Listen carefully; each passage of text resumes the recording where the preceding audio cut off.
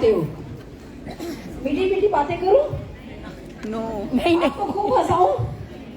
आप मेरे लिए खूब ताली बजाओ और घर चले जाओ, या कुछ ऐसा करें आज कि सारी दुनिया आपके लिए ताली बजाए? पहला या दूसरा? दूसरा। ठीक है, मैं आपको बता दूं, इस बार मेरे को किसी ने बुलाया नहीं है। किसी ने नहीं बुलाया। हर बार मुझे बुलाया जाता था, इस बार मैं खुद अपने आप से आई हूँ। और मैं जहाँ जाती हूँ वो खाली एक बार नहीं जाती, क्योंकि मुझे पता है एक बार जाने से कुछ नहीं होता। मैं इस इरादे से आई हूँ, एक्चुअली मुझे मोटिवेट किया अल्पेश गज्जर जी ने। अल्पेश गज्जर जी हर महीने महाराष्ट्र आते हैं, हर महीने। एक बार मैं चाहूंगी जोरदार तालियां अल्पेश जी के लिए। एक बार तो आते ही आते हैं मुंबई, कभी कभी तो 2 बार भी आते हैं, बल्कि मैक्सिमम मंथ 2 बार आते हैं। जितनी उनके लिए गुजरात से महाराष्ट्र दूर है, उतना ही हमारे लिए महाराष्ट्र से गुजरात दूर है। और ये वो व्यक्ति है जो बहुत सक्सेसफुल है, उनके पास तो सब कुछ है, करोड़ों का चेक है, उनको जरूरत नहीं है, पर वो जाते हैं। क्यों? क्योंकि जो लोग अपने सपने पूरा करना चाहते हैं, उनको सपना पूरा करने में मदद करने के लिए वो हर बार आते हैं। कुछ नहीं पूछते, हम उन्हें टिकट नहीं भेजते, खुद ही टिकट कराते हैं, खुद ही एयरपोर्ट से वेन्यू पे आ जाते हैं।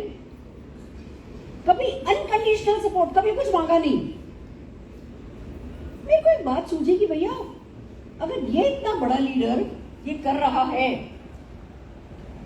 तो हम अपने आप को कहते तो बड़ा है। सपने भी हम बहुत देखते हैं, 5,000 लोग 10 लाख रुपए महीना कमाने वाले चाहिए। और ये भी हमें पता है कि गुजरात में समझदार लोग रहते हैं।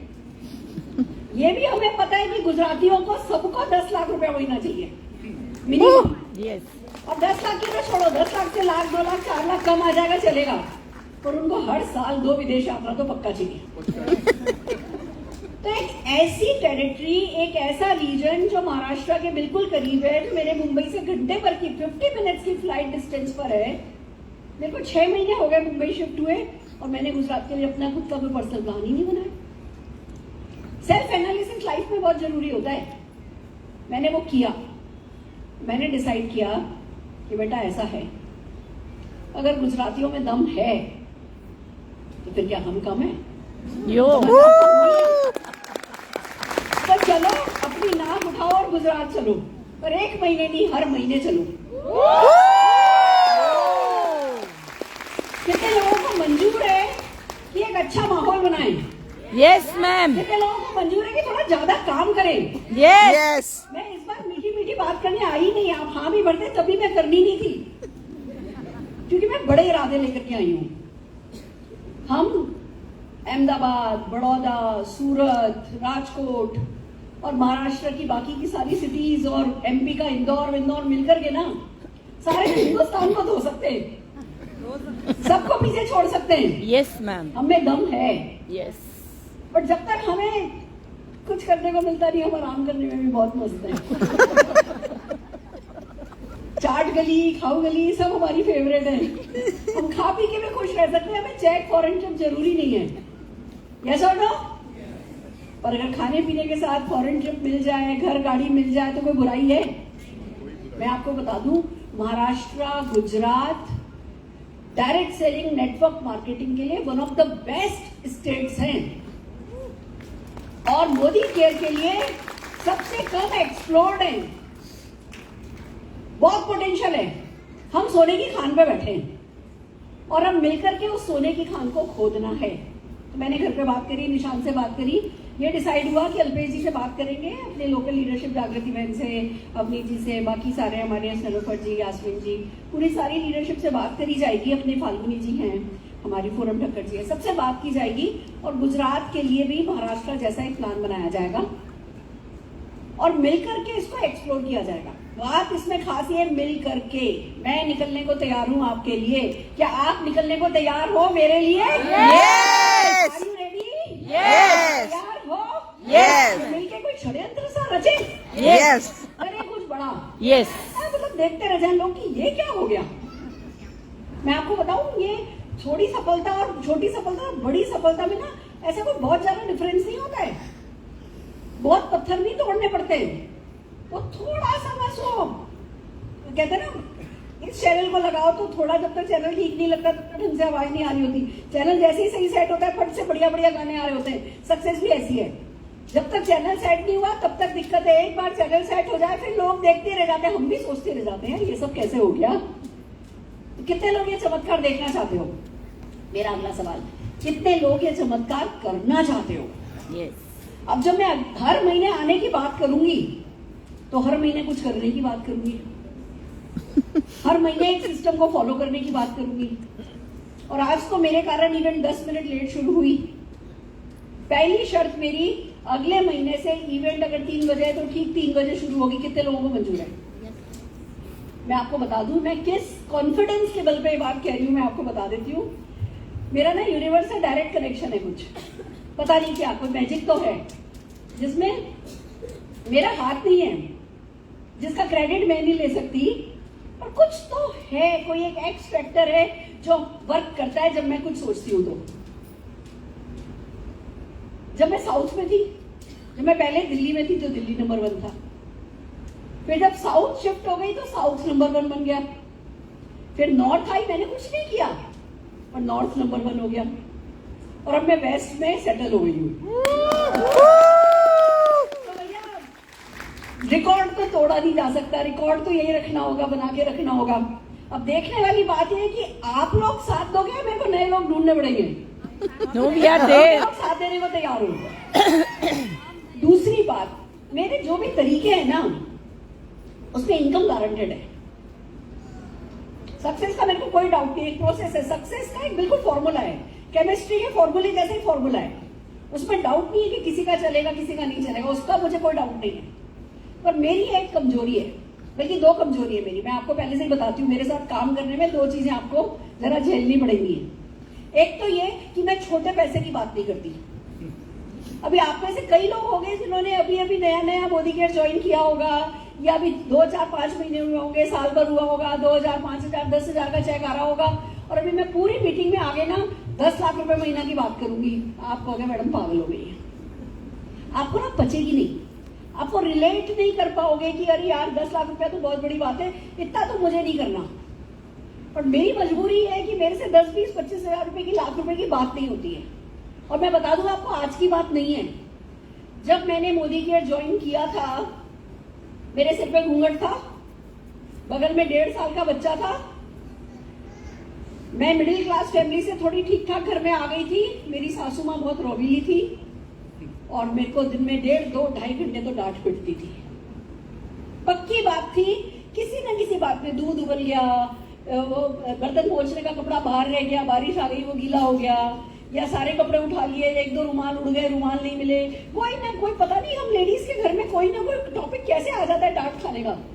और कुछ नहीं तो आलू की सब्जी में घी ज्यादा कर दिया, और कुछ नहीं तो घी थोड़ा सा जल गया, और कुछ नहीं तो किसी सब्जी, किसी सूप में नमक ज्यादा हो गया, पता नहीं रोज ही कोई ना कोई रीजन मिलता था। और मैं 2-2.5 घंटे डांट खाती थी। इतना इतना मेरे सिर पे घूंघट था और घर में सब मेरे को ट्रेजेडी क्वीन कहते थे। मेरी सासू को डांटती भी थी, वो भी कहती थी ये हर बात पे रो देती है। अरे भैया आप डांटोगे, 1.5 घंटा डांटोगे तो बंदा क्या करेगा? जवाब तो दे नहीं सकता, वो तो हमारे संस्कार अच्छे हैं तो रोएगा ही। हेल्पलेस बंदा होता है तो क्या करता है? रोता ही है। मैं रोती थी। ये मेरा सीन था जब मैंने मोदी केयर ज्वाइन किया था। तो बहुत अच्छी हालत मेरी थी नहीं। हस्बैंड जो कि चार्टर्ड अकाउंटेंट थे, मैं खुद बाय क्वालिफिकेशन मैंने पीएचडी करी थी, डॉक्टरेट थी मेरे पास, बट फिर भी क्योंकि पढ़ी लिखी लड़की को भी घूंघट में रख दो और घर बैठा दो तो सारा कॉन्फिडेंस की तो वाट लग जाती है, बैंड बज जाता है। तो मैं तो पाताल में थी, मैं जमीन पे भी नहीं थी, मैं तो पाताल में थी। मेरे में बिल्कुल आत्मविश्वास नहीं था। पर जब ये बिजनेस आया और बताया गया मुझे कि भैया, जो आई थी ना मैं बिजनेस समझाने के लिए, मेरी किस्मत बताती हूँ कैसे अच्छी रही, बहुत अच्छी रही हमेशा से मेरी किस्मत। मेरे को जो प्लान दिखाने के लिए आई, उनके डायलॉग सुनाती हूँ आपको। एक फाइल लेके आई थी, कहने लगी एक बिजनेस अपॉर्चुनिटी है। हमने मनी मन सोचा बिजनेस का तो डी नहीं आता हमको, हम तो जॉब जॉब जॉब वाले लोग हैं। मेरे दादाजी डिस्ट्रिक्ट एंड सेशन जज थे, मेरे पापा गवर्नमेंट सर्विस में, मदर गवर्नमेंट टीचर। पापा के पास स्कूटर, मम्मी के पास साइकिल। पापा ने बचपन से कहा था बेटा हमारे पास बिजनेस कराने के लिए पैसे नहीं है, तुम पढ़ाई कर लो। और ये लेडी आकर के कह रही है जी बिजनेस कराएंगे हम आपको। घर वालों ने तो कहा तुमसे होगा नहीं, और ये पराए कह रहे हैं हम कराएंगे। भरोसा आएगा? नहीं आएगा। पर बातें उससे बड़ी अच्छी अच्छी करी। एक बिजनेस अपॉर्चुनिटी है, कोई इन्वेस्टमेंट नहीं है। हमने कहा चलो थैंक गॉड, रिस्क तो कोई नहीं है। एक पर दिमाग में पता है सबसे पहले जैसे ही उन्होंने कहा कोई इन्वेस्टमेंट नहीं है, हमारे दिमाग में क्या बात आई? कोई छोटा मोटा बिजनेस होगा, क्योंकि मेरे पापा ने सिखाया था लाखों रुपए लगते हैं बिजनेस के। तो और ये कह रही है जी लाखों नहीं लगेंगे, मतलब जरूर बिजनेस में गड़बड़ है। और कह लगी घर से ही होता है। हमने तो हमारे बम्बई वाले सारे रिश्तेदारों को रोज सवेरे 8 बजे उठ के ऑफिस आते देखा है। और ये कह रही है जी बिजनेस घर से होता है, पार्ट टाइम में होता है, हम सपोर्ट करेंगे। अरे सगा चाचा आपका बिजनेस नहीं सिखाता, कौन कंपटीशन खड़ा करता है? और ये कह रही है जी हम सपोर्ट करेंगे। तो लग रहा था दाल ही काली है सारी, जरूर कुछ गड़बड़ है। पर पैसे कुछ नहीं लिए उन्होंने हमसे। और फिर बोल रही है तो भाई सुनने वाली बात तो है। फिर वो फाइल दिखाई, उसमें फोटो थी, इंडिया की कोई फोटो नहीं थी, बाहर के देशों की फोटोग्राफ थी कि भैया एक मोटर मैकेनिक है, अपने पहले मोटर मैकेनिक था, अब अपने प्लेन के साथ खड़ा है। एक हाउसवाइफ है, उसके दोनों पैर कटे हुए थे, व्हील चेयर पर बैठी थी और अपने खुद की आलीशान बिल्डिंग के सामने व्हील चेयर पर बैठी थी। एक ऐसे ही सब छोटे छोटे लोग। एक नोबेल प्राइज विनर की फोटोग्राफ थी, उसने कोई कैसा 17-18 मंजिल मकान अपना इस बिजनेस से बनाया था। एक ट्रक ड्राइवर की फोटोग्राफ थी, उस ट्रक ड्राइवर का सपना था कि 100 किलोमीटर दूर से उसका घर दिखे। इस सपने को पूरा करने के लिए उसने direct selling network marketing join किया था। सक्सेसफुल नहीं हुआ, बहुत टाइम लगा उसको, 1 साल 2 साल, बीवी छोड़ गई, बच्चे ले गई, माँ बाप ने साथ छोड़ दिया। ये ट्रक लेके जाता था, आधे रास्ते पे जहां पे इवेंट होती थी ट्रक खड़ा करके इवेंट अटेंड करता था, बड़ा संघर्ष किया। फिर फाइनली जब वहां की कंट्री के फोर्ब्स मैगजीन में कवर पेज पे उसकी फोटो आई तो माँ बाप भी आ गए, बीवी बच्चे भी आ गए। ये सब मैंने पहले दिन पढ़ा, पहले दिन, समझ रहे हो आप? ये पहले दिन अपनी आंखों से देखा तो आंखें फटी रह गई थी। मेरे को एक बात समझ में आ गई थी कि भैया ये बात है ना, ये बिजनेस है, लो इन्वेस्टमेंट है, कोई रिस्क नहीं है, कोई टेंशन नहीं है, कोई टारगेट नहीं है, कोई लॉस नहीं है, कोई बॉस नहीं है, घर से होता है, पार्ट टाइम में होता है, हम सिखाएंगे, हम सपोर्ट करेंगे, इसको डालो तेल लेने। ये इस बिजनेस का प्लस पॉइंट नहीं है, माइनस पॉइंट है। क्योंकि अगर हम चलो खोने को कुछ नहीं है करके देख लेते हैं, मूड हुआ तो कर लेते हैं, सबसे आखिरी प्रायोरिटी पे कर लेते हैं, तो हम इस बिजनेस के करोड़ों जो कमा सकते हैं वो गंवा देंगे। इस बिजनेस की जो ग्रेटनेस है, इसकी सिंप्लिसिटी पे फोकस नहीं करना है। इस बिजनेस की जो ग्रेटनेस है, उस ग्रेटनेस पे फोकस करना है और वो जिताएगा। मेरे को पहले दिन, मेरी किस्मत ऐसी अच्छी थी कि मेरे को पहले दिन समझ में आया था। सासू माँ के नाम में ज्वाइनिंग डाली है। क्यों? क्योंकि सासू माँ की अपनी पहचान नहीं थी। यही तो परेशानी थी, उनके परेशान होने का रूट कॉज क्या था कि उनकी पहचान नहीं थी। मैंने कहा चलो पापा मम्मी के नाम में ज्वाइनिंग डालते हैं। मैंने मम्मी के नाम में ज्वाइनिंग डाली, मेरे पापा की ज्वाइनिंग भी उनके नीचे ही करवाई और काम पे लग गई। हमारे को तब किट मिलता था 1000 रुपए का, तब इन्वेस्टमेंट था, तब एक किट मिलता था। 8 प्रोडक्ट थे उस समय मोदी करके, वो 8 प्रोडक्ट हमें दे दिए गए। वो किट लेके घर आए, हमसे कहा गया था इसमें एक मैन्युअल है, उसमें प्रोडक्ट डेमोन्स्ट्रेशन बताए हैं, 10 प्रोडक्ट डेमो। आप घर जाके वो डेमो करके देखना। आज के जैसा नहीं है यूट्यूब, व्हाट्सएप और वीडियो और खोल खोल के जूम पे मीटिंग सब सीख लो, ऐसा कुछ नहीं था। घर से 35 किलोमीटर दूर ऑफिस था और बोला गया घर जाकर के ये पढ़ करके डेमो कर लेना। 10 डेमो थे। हमने डाइनिंग टेबल पे गए, हम घर में गए, खाना खाया, सोने का। हाउसवाइफ क्या करती है? खाना खा के सो जाती है। जब तक आंख खुले नहीं तब तक सो जाओ। वैसे भी हमने करना क्या है, आजकल मिक्सी है, आजकल नल बिल है, कोई हमें पानी भरने जाना नहीं होता, कोई हमें चक्की चलानी नहीं होती। वहां पर टाइम तो भला मानो या बुरा मानो, ये बात सच है, हम सबके पास टाइम होता है। वो तो हमें अपनी पहचान बना के रखनी होती है, तो हम उसी काम को सुबह से लेकर रात तक खींचते रहते हैं। नहीं तो हमको कोई कहना कि 10 बजे की शो में पिक्चर देखने चलना है, दिन भर का काम 9 बजे खत्म। नहीं तो हम रात को 6 बजे तक घूमते रहते हो। ये काम हम भी तेज लोग हैं, दिमाग को हमें भगवान ने बराबर कर दिया, ऐसी क्या बात है। खाना खाया, डेमो किट निकाला, वो प्रोडक्ट मैन्युअल निकाला, 8 प्रोडक्ट से 26 डेमो किए। तब टॉयलेट क्लीनर नहीं था मोदी केयर का, तब स्टेरी क्लीन था और वंडर ड्रॉप था। हमने दोनों को मिलाया और टॉयलेट साफ करके देखा।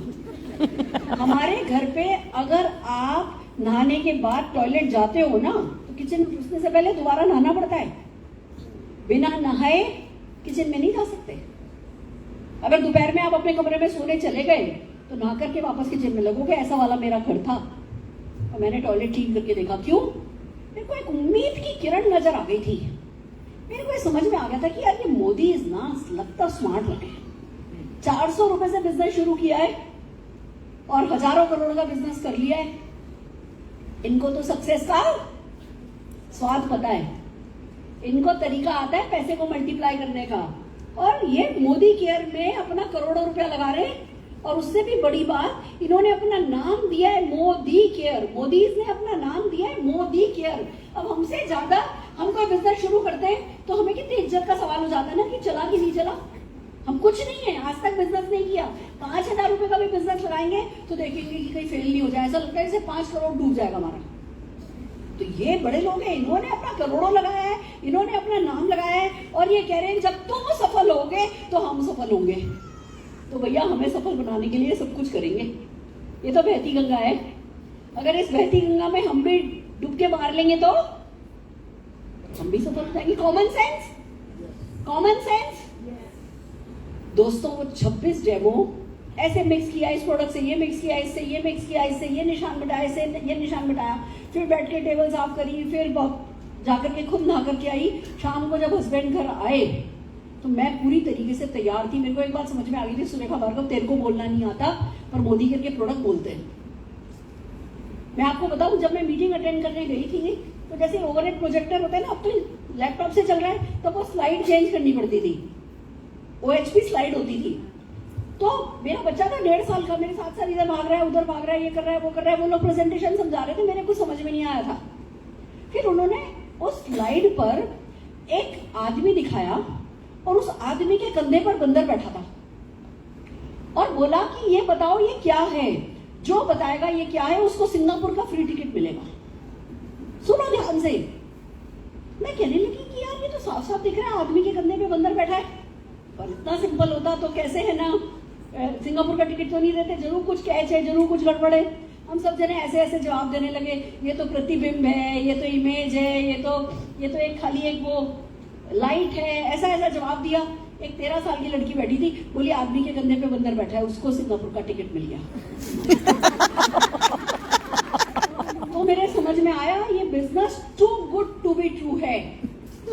इतना अच्छा है कि इतना अच्छा कुछ हो सकता है कि हमें पचता नहीं है, पचेगा नहीं। समझ रहे हो आप? ये हमारी जो दिमाग की सोच होती है ना, जो वो ढक्कन होता है ना हमारी सोच पे, वो बहुत नीचे लगा हुआ था हमारा कि नहीं कम पैसे में कुछ नहीं होता, लाखों लगाए बिना कुछ नहीं होता, कोई सपोर्ट नहीं करता, पैसा पेड़ पे नहीं उगता, पैर जितने चादर उतने पैर फैलाओ, ऐसी वाली हमारी सोच थी। तुम कुछ नहीं कर सकते, हमसे कुछ नहीं होगा। मेरी सासू माँ मुझसे कहती थी तुझे कपड़े पहनने नहीं आते, तुझे बाल बनाने नहीं आते। सच बात बताऊं, मुझे आज भी नहीं आते। पर क्या फर्क पड़ता है, चेक काटना तो आता है। चेक मेरा कोई बाउंस नहीं होता है, तो सब ठीक है।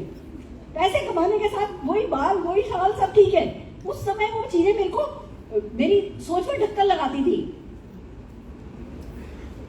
और ऐसे में जब ये उम्मीद की किरण आई, हस्बैंड मेरे कहते थे तुम्हें क्या जरूरत है कुछ करने की, मैं हूं ना, धीमे धीमे हो जाएगा, मैं देख लूंगा। धीमे धीमे शब्द हमारा पीछा नहीं छोड़ता, होता है ना, हम सबके घर में चलता है।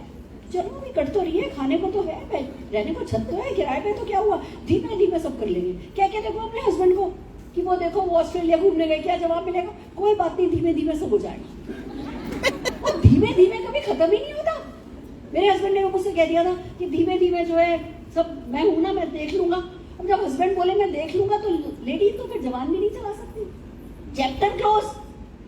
और ऐसे में ये बिजनेस आया, ये 26 प्रोडक्ट का डेमो करके देखा, मेरे को समझ में आया सुरेखा तेरे तो 100 माइनस पॉइंट है, तू तो बहुत कमजोर है, पर ये जो लोग तेरे से पार्टनरशिप का हाथ बढ़ा रहे हैं ना, ये बहुत ताकतवर लोग हैं। और अगर तूने इनकी पार्टनरशिप कर ली तो तू पावरफुल हो जाएगी। शुरू में होगी नहीं, पर तेरे को पावरफुल बनने की एक्टिंग करनी होगी और धीमे धीमे तू पावरफुल होती जाएगी। मतलब मैं आपको आज एक बात बताती हूँ, बहुत मेरी पर्सनल बात है। शादी के बाद ना झगड़े हुए थे हमारे घर में, तो नई बात है, पर्सनल है, पर नहीं तो नहीं है, हर घर में थोड़े बहुत हो जाते हैं। मेरी सासू माँ ने अरुण जी को, मेरे हस्बैंड को बोला कि इसको, वो मेरे पापा से नाराज हो गई थी। मेरे पापा से ना शगुन वगुन में, शादियों में कुछ गलती हो गई थी, तो बोली इसको पोटली बना के इसके घर छोड़ा, फिर इसके बाप को समझ में आएगा कि क्या गलती उन्होंने करी है। अरुण जी को पता था, हमें पता चल गया था कि मैंने कंसीव कर लिया है, निशांत मेरे पेट में है, घर में नहीं बताया गया था। अरुण जी मेरे से कहने लगे कि सुरेखा, पहले के 3-4 महीने बहुत इंपॉर्टेंट होते हैं, तुम जो है चली जाओ, अजमेर मम्मी कह रही है तुम अजमेर चले जाओ, तब तक मैं 3-4 महीने में सेटल करूंगा, फिर तुमको लेके आऊंगा। मैंने, आपको पता है, किसी बात की कभी घर में बहस नहीं करी। उन्होंने बोला साड़ी पहननी है, ठीक है जी, घूंघट करना है, ठीक है जी, सूट नहीं पहनोगे, ठीक है जी, नाइटी अगर पहनोगे रात को तो घर में इस कमरे में ही सुखाओगे, बाहर रस्सी पे नहीं सुखाओगे, ठीक है जी, सुबह 5:30 बजे उठोगे, ठीक है जी, रोज सबके पैर छुओगे, ठीक है जी, सारे रिश्तेदारों की अवगत करोगे, ठीक है जी। उससे कोई फर्क नहीं पड़ता ना, मेरे कॉन्फिडेंस में कोई फर्क नहीं पड़ता, जैसा घर में बोला जा रहा है कर रहे हैं। पर आत्मसम्मान मेरा कोई चोट नहीं पहुंचा सकता, ये बात भी पक्की थी। मैं पूरे 1 साल तक मेरी सासू माँ का पैर छूने के लिए नीचे झुकती थी और सासू माँ पीछे हो जाती थी। 9 महीने की प्रेगनेंसी में भी मैंने ये काम किया, क्योंकि मेरी मम्मी ने सिखाया था कि बेटा शादी के बाद जो भी हो, पहले 2 साल बट्टे खाते में डाल देना, बाद में सब ठीक हो जाएगा। मेरी मम्मी दुनिया की सबसे बड़ी बिजनेसमैन निकली। बट्टे खाते का, सस्पेंस अकाउंट का मतलब मुझे समझा करके गई है। मैंने किसी चीज की बहस नहीं करी। पर जब अरुण जी ने मुझे बोला कि सुरेखा तुम चली जाओ, मैं तब तक सेट कर दूंगा, मम्मी को थोड़ा शांत कर दूंगा, उस दिन सवेरे न्यूज़पेपर में गोवा में लेक्चररशिप की वैकेंसी निकली थी, मैंने पढ़ी थी। मैंने अरुण जी को बोला चली तो मैं जाऊंगी, ट्रेन में तो मैं बैठ जाऊंगी, मैं अजमेर नहीं पहुंचूंगी, मैं मेरे माँ बाप के पास नहीं जा रही, मैं किसी शहर गायब हो जाऊंगी, और आपको मैं गारंटी देती हूँ जिंदगी भर पता नहीं चलने दूंगी बेटा हुआ है या बेटी हुई है। हर बात पे चुप करा लो। पर मेरे एक हस्बैंड वाइफ के साथ क्या कर सकता है? देखो, मैं बहुत बड़ी बात बोल रही हूँ, आप सबके भी घर में कोई ना कोई सिचुएशन होगी, कोई ना कोई इमोशनल कोई चीज होगी जिसने आपको रोक करके रखा होगा। मैं आपको वो समझा रही हूँ, जो जीवन में पुश चाहिए होता है ना, वो पुश कहां से आया मेरे पास? मैं किसी चीज के लिए नहीं बना करा मैंने, पर जब बात मेरे आत्मसम्मान की आई, मैं खड़ी हो गई कि मैं नहीं जाऊंगी। एक हस्बैंड वाइफ को क्या दे सकता है? Financial security, social security, emotional security, physical security. अब आज की तारीख में फिजिकल सिक्योरिटी तो चाहिए नहीं होती, इतना सब कुछ हो गया। फाइनेंशियल सिक्योरिटी डेफिनेटली चाहिए होती है। अगर आप मुझे मेरे पीहर भेज के मेरी इमोशनल सिक्योरिटी भी खत्म करते हो, मेरी सोशल सिक्योरिटी भी खत्म करते हो, तो मुझे आपकी फाइनेंशियल सिक्योरिटी भी नहीं चाहिए, मैं भीख मांग लूंगी। आप मेरी बात को समझने की कोशिश करो। मैं आज इस प्लेटफॉर्म पर ये बात क्यों बता रही हूं? उस दिन इतना मेरा ठंडी आवाज थी ना कि अरुण जी पता नहीं चलने दूंगी बेटा हुआ है या बेटी हुई है। ठंडी आवाज थी, मैं बिल्कुल फर्म थी।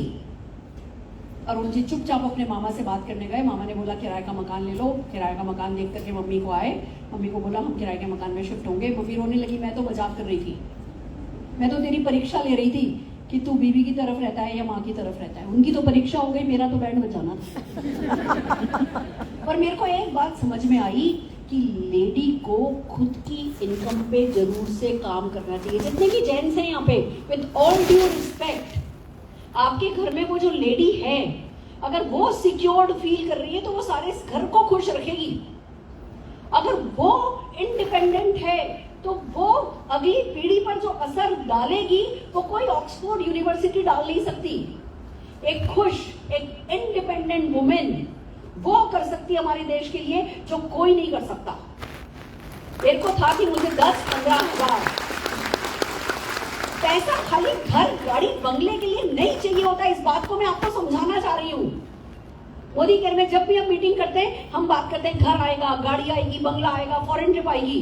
मैं उससे ऊपर की बात आपको समझाना चाह रही हूँ, क्योंकि मैं उससे ज्यादा मेहनत आपसे करवाने वाली हूँ। अब इस बात को समझो, जब एक घर की औरत अपने नाम का पैसा कमाती है, उसके जो व्यक्तित्व का विकास होता है वो अगली पीढ़ी पर असर डालता है। वो देश बनाता है, वो राज्य बनाता है, वो खानदान बनाता है, वो लिगेसी बनाता है। वो विरासत में हम खाली घर बंगला देकर के नहीं जाते, उससे बहुत बड़ी चीजें हम विरासत में देके जा पाते हैं। अगर लेडी अपनी 15, 20, 25 हजार रुपए की आमदनी करती है तो ये बात मेरे समझ में आ गई थी। मैंने फैसला कर लिया था कि ये जो कुछ भी हो जाए मुझे पैसा कमाना है। और जब मोदी केयर आया ना, तो जैसे कहते हैं ना, डूबते को तिनके का सहारा मिल गया। मेरे लिए वो तिनका नहीं था, मेरे लिए वो नाव थी। पकड़ ली टाइट मैंने। आप सोचो, बगल में बच्चा है, 1 मिनट के लिए मां को छोड़ता नहीं है। 5:30 बजे से रसोई चलती है, 5:30 बजे उठ करके मशीन लगाती थी। 5:30 बजे मशीन चालू करिए, जब तक मशीन में पानी भरा, चाय का पानी रखा, अदरक डालिए, फिर आकर के कपड़े डाले। और मेरा जो चक्कर करनी चलती थी रात को 11 बजे तक चलती थी। और फिर भी 2-2.5 घंटे की डांट तो उस पीरियड में होती ही थी। मेरे को बस एक बात समझ में आ गई कि मेरे को कोई टाटा बिरला गोद नहीं लेंगे। अगर मुझे मेरे परिवार की, मुझे मेरे अगली पीढ़ी की जिंदगी सुधारनी है तो जिम्मेवारी मुझको लेनी होगी। मैं मेरे हस्बैंड से बातें करने लगी कि अरुण जी, आप ये फाइलें करते हो, लोगों के 1, 2 के आगे 7 जीरो लगे होते, अपने 1, 2 के आगे 7 जीरो कब लगेंगे? लगे कभी नहीं लगेंगे, मुंह फेर के सो जाओ। और मैं पूछती थी क्यों नहीं लगेंगे? जिन लोगों की ये फाइल है वो भी तो हमारे जैसे इंसान हैं। अभी आपने इतने लखपति यहाँ देखे, किसी के सिर पे सींग देखा? सब ऐसे इधर से कूद के इधर बैठ रही थी, इधर से कूद के इधर बैठ रही थी। ये बिल्कुल आपके जैसी लगी कि नहीं लगी? ये क्यों कमा रही हैं? क्योंकि इन्होंने किसी प्रोसेस को ज्वाइन करा है। ये किसी प्रोसेस में घुस गई हैं, उसमें ढल गए हैं। जो इनसे कहा जा रहा है वो कर रहे हैं। मूड वूड सबको साइड रख करके, पसंद नापसंद को साइड रख करके कोई सिस्टम है।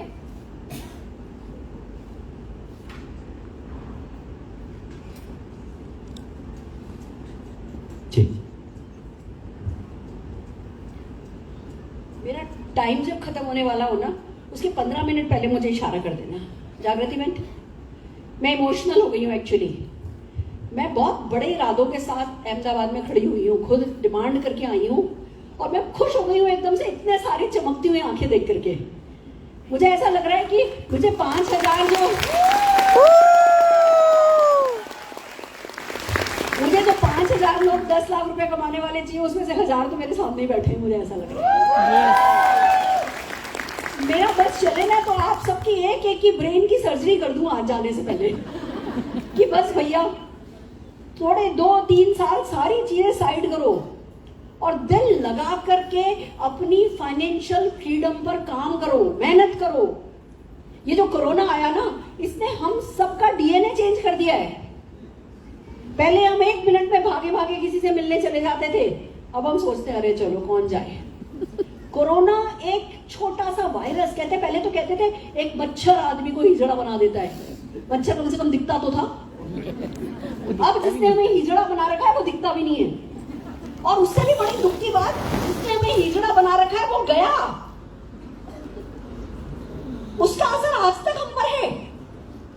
हमें एक बार को अपने आप को उठाना पड़ेगा। वो कोरोना ने जो कुछ आलस हमारे दिमाग में भरा, एक कोरोना और दूसरा ये रील, सोशल मीडिया का रील। हम मोबाइल खोलते, मोबाइल उठाते टाइम देखने के लिए और अचानक से नजर आती है, इन शॉर्ट का कोई नोटिफिकेशन आता है, फेसबुक का कोई नोटिफिकेशन आता है, हम देखना शुरू करते हैं। फिर अगला क्या का इंटरेस्ट, अगला दिख तो नहीं रहा कि अगला क्या है, अगला क्या, अगला क्या। 20 मिनट बाद याद आता है कि यार 20 मिनट से पॉट के ऊपर बैठे। यस और नो? सबने एक्सपीरियंस किया है ये, कोई नहीं बचा है। हमें अपने आप को पकड़ करके इससे निकालना होगा। मैंने तो टाइमर लगवा लिया है, मेरा तो टाइमर है। एक ऐप पे इतनी हो जाएगी, पैरालाइज जैसी हो जाएगी, अगली पीढ़ी का कोई ठिकाना नहीं रहेगा। हमको यहाँ अपने आप को संभालना होगा। और संभलेगा कैसे? खाली फेसबुक बंद करने से काम नहीं चलेगा, इंस्टा बंद करने से काम नहीं चलेगा। कुछ क्रिएटिव करने का फैसला करना होगा, किसी काम को करने के लिए निकलना होगा, कोई बीड़ा उठाना होगा। मैं आपको मेरे बारे में बता रही थी, चलो हमारे घर में तो सेटल हो गया, फिर निशांत आ गया। उसके बाद निशांत का नाम निशांत इसीलिए रखा गया क्योंकि उसने मेरे लिए रात का अंत कर दिया था, निशा का अंत, इसीलिए उसका नाम निशाकांत किया गया। उसकी दादी लग गई अपने पोते के साथ, फिर बहू से कोई मतलब नहीं उनको, चलो सब ठीक है। फिर तो मेरी लाइफ सेटल हो गई।